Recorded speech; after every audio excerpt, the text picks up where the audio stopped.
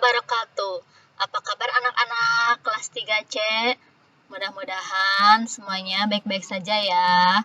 Kembali lagi bersama Ibu Suci pada pelajaran tematik. Kali ini kita sudah masuk ke tema 2 ya. Sebelum belajar, marilah kita berdoa terlebih dahulu.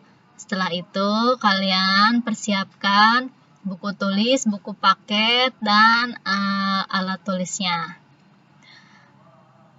Ya, pada tematik kali ini kita akan membahas tema 2, yaitu menyayangi hewan dan tumbuhan.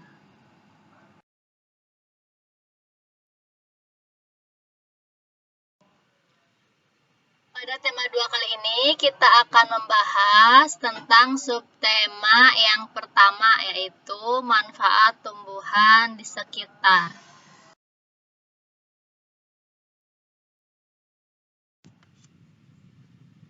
Pada tema 2 subtema 1 kali ini kita akan memasuki pembelajaran yang keempat. Materi yang akan kita pelajari yang pertama adalah memerankan cerita dongeng. Yang kedua, menceritakan aktivitas masyarakat sekitar. Yang ketiga, melakukan gerak memutar badan. Ayo kita membaca dongeng tentang tumbuhan yang berjudul Kisah Pohon yang Sombong.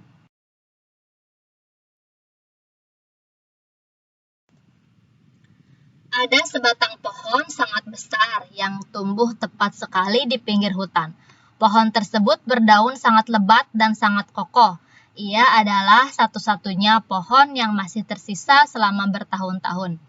Sementara pohon-pohon yang lainnya sudah mati. Ada yang mati karena musibah kekeringan, dan ada juga yang mati diterpa badai kencang pada musim hujan. Karena hal itulah pohon itu sangat sombong. Setiap kali ada warga hutan meminta bantuan kepadanya, ia selalu menolaknya. Pohon besar, bantulah aku. Sinar matahari sangat panas menyengat tubuhku. Bolehkah aku berteduh di bawah rindang daunmu? Kata burung kenari pada suatu hari. Mendengar permintaan burung kenari, pohon besar tertawa keras. Tidak boleh. Kalau kau hinggap di dahanku dan membuang kotoran sembarangan, nanti badanku jadi bau, kata pohon besar. Kancil yang berada tak jauh dari mereka mendengarkan percakapan tersebut. Ia lalu menghampiri pohon besar dan burung kenari. Ia lalu bertanya kepada pohon besar, "Hai pohon besar, bagaimana rasanya berada di cuaca yang panas seperti ini?" Pohon besar tertawa keras. Tawanya terdengar sangat sombong. "Rasanya sangat sejuk, Cil. Bagaimana tidak sejuk? Aku mempunyai daun yang lebat. Aku juga mempunyai akar yang kuat dan menjangkau sampai sungai. Jadi aku tidak akan pernah merasa kehausan." "Oh ya, omong-omong, kamu mau kemana, Cil?" tanya pohon besar. "Aku mau ke hutan seberang, akan tetapi tiba-tiba kakiku terkilir," jawab Kancil. Pohon besar hanya diam, tidak memiliki niat untuk menolong Kancil. "Bolehkah aku menumpang berteduh di bawah pohonmu? Sebentar saja, sampai sakit kakiku sedikit berkurang," kata Kancil. "Tidak, Cil. Sebaiknya kamu mencari pohon lain saja," ujarnya ketus. Mendengar jawaban pohon besar, Kancil merasa kesal. Ia ingin memberi pelajaran kepada pohon besar yang sombong itu. Kancil meminta bantuan ulat. Kepada ulat, Kancil menyampaikan rencananya. "Tenang, Cil, aku akan membantumu." Ulat lalu memanggil teman-teman ulat lainnya. Mereka lalu berbondong-bondong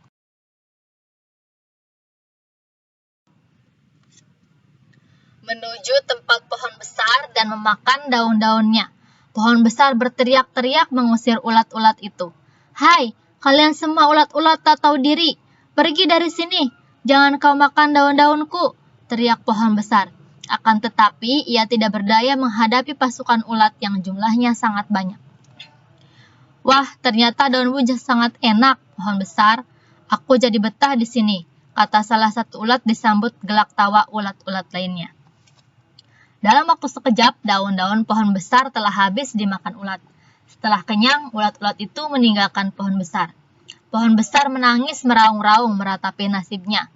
Kancil menghampirinya. "Sekarang tidak ada lagi yang bisa kau sombongkan, pohon besar," kata Kancil. Pohon besar itu akhirnya malu dan mengakui kesalahannya. Maafkan aku, Cil. Aku memang bersalah karena sombong dengan kelebihan yang aku punya. Kamu mau kan, Cil, memaafkan aku? Kata pohon besar. Kancil tersenyum. Tentu saja, aku dan semua penghuni hutan ini memaafkanmu, tetapi jangan kau ulangi lagi kesalahanmu. Aku berjanji akan menjadi teman yang baik, Cil, kata pohon besar. Sejak itu, pohon besar menjadi ramah kepada penghuni hutan. Setelah musim hujan tiba, daun-daunnya kembali bersemi dengan subur. Burung-burung senang bermain dan membuat sarang di dahan-dahan pohon itu. Penghuni hutan lain sering menikmati buah pohon itu sehingga tidak merasa kelaparan. Saat musim kemarau datang, banyak binatang yang berteduh di bawah pohon itu. Setelah mendengarkan cerita tersebut, ayo menambah wawasan jenis-jenis tokoh. Cerita kisah pohon yang sombong termasuk dalam kategori fabel karena tokoh utamanya adalah binatang, yaitu kancil. Fabel Kancil adalah cerita fabel yang sangat terkenal di Indonesia. Tokoh kamus sebuah cerita memiliki tokoh. Tokoh disebut juga pemeran cerita. Yang dibedakan menjadi dua, yaitu tokoh yang berwatak baik dan tokoh yang berwatak jahat. Ayo kita mendiskusikan pertanyaan isi dongeng dari 1 sampai 5.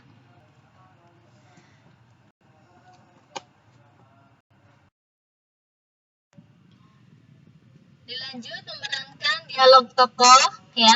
Kalian bisa bersama teman kamu berdua ya. Di sini ada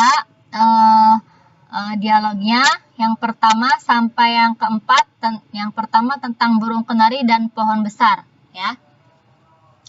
Kamu mau menjadi burung kenari atau pohon besarnya dilakukan oleh dua orang ya, mengirimkan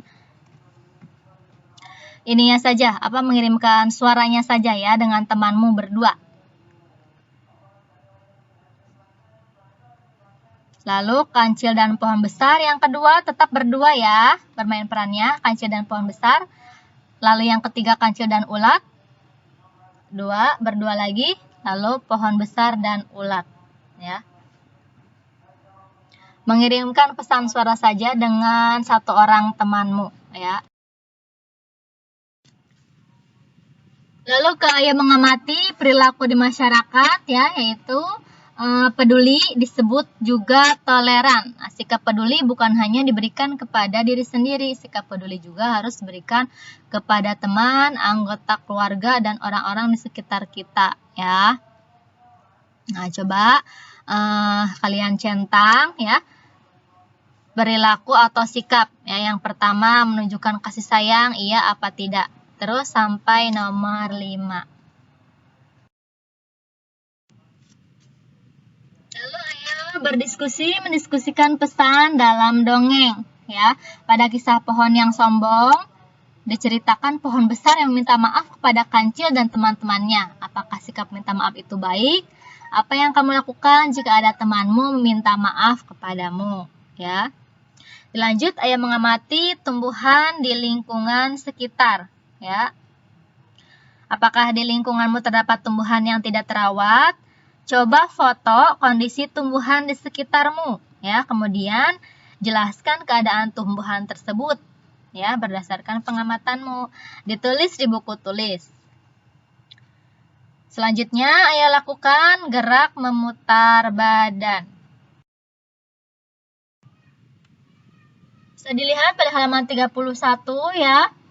Gerak memutar badan pada gerakan olahraga tentunya banyak macamnya. Di situ kamu bisa lihat gerak memutar kepala dan tangan ya. Lalu ayo menambah wawasan pengertian gerak non-lokomotor. Nah, sebelumnya kita telah membahas pengertian gerak lokomotor dan gerak non-lokomotor beserta contoh-contohnya. Nah, di sini gerak meliuk dan memutar merupakan jenis gerak non-lokomotor. Gerak non-lokomotor adalah gerak tanpa disertai perpindahan tempat. Nah, cukup sekian dari Ibu. Jika ada yang mau ditanyakan, silahkan Terima kasih. Wassalamualaikum warahmatullahi wabarakatuh.